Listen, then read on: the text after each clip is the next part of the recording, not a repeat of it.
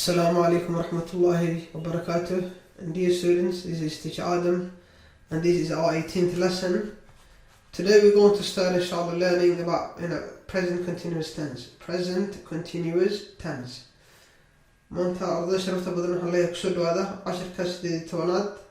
Maanta waxaan dhigan doonaa haddoo la yidhaahdo present continuous tense. Marka tense waxaa weeye waa xilliyada maxaan ku rahdaa ficilka u dhaco. Marka tense ka ugu horeeyaan dhigan doona waxaa weeye present continuous tense. Present continuous tense waxaa la isticmaalaa waxa markaa dhacayo. Haddoo kale cuntaad cunaysaa maxaad oranaysaa cuntaan cunayaa, bariis baan cunayaa, biyaan cabayaa, waan ordayaa, waan cararayaa, waan sheekeynayaa. Marka waxaa loo isticmaalaa waxa markaa dhacaya. Waxa marka aad ku guda jirto aad sameyneyso ayaa loo isticmaalaa. Marka aan bilowno. Marka hore waxaan soo dhiganay marka present continuous tense wuxuu isticmaalayaa verb to be oo present ka ah ayuu isticmaalayaa. Waan soo dhiganay kuwan I am, I kale am, you are, we are, they are, he is, she is, it is, Salim is, my brother is, my teachers are, jamac wey marka jamac aagu qaadanaya hore soo dhiganay, everyone is, no one is. Verbka wuxuu ahaa eat buu ahaa eat. waxaa la raaciyay ing, eating, ing baa la raaciyay. marka qaabka loo raacinayo ficiladu kala duwan yihiin mustaqbalka dhow baan dhigan doonaa insha allah. I am eating rice. marka rice R-I-C-E, rice waxaa weeye bariis. fruits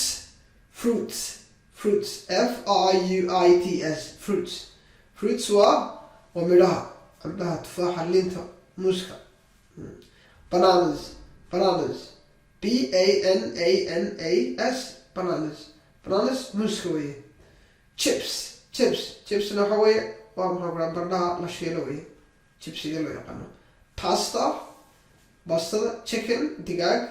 meat waa hilibka. oranges waa liin macaan.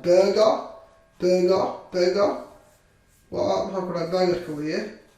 mangoes cambaha mangoes marka waxaa leeyahay waa mango markay badan yihiin mangoes. pancakes oo laxooda ah oo macanjeelada. food oo cuntada ah. I am eating rice.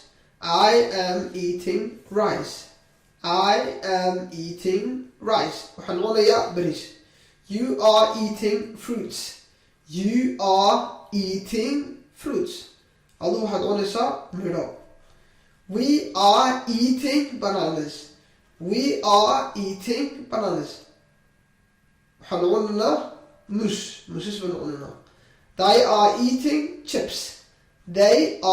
eating chips. iyagu waxay cunayaan chips bay cunayaan. He is eating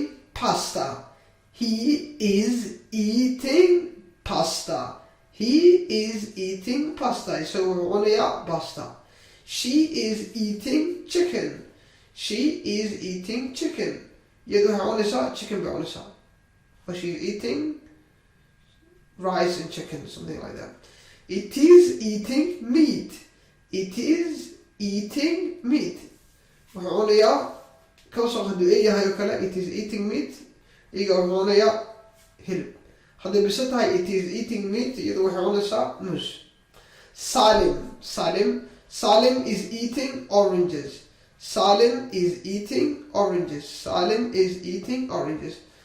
waxaa cunayaa liin macaan buu cunayaa iyagoo fara badan.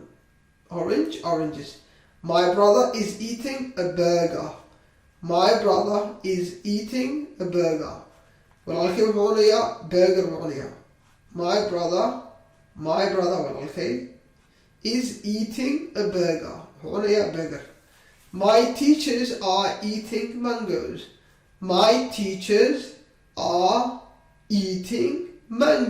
A mango waa cambaha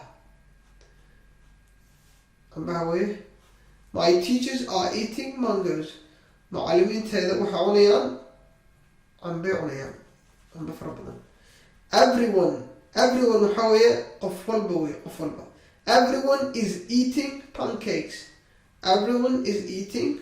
qof walba wuxuu cunayaa laxoox buu cunayaa ama canjeer buu cunayaa. No one وعدنا no one is eating the food. عندنا ما cunayso cuntadii. marka cuntada dad loo dhigay dadna mid kamid ah ma cunayaan cidna ma cunayso. No one is eating the food.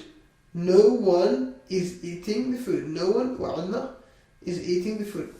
cidna ma cunayso cuntadii. I am eating rice. You are eating fruits. We are eating bananas.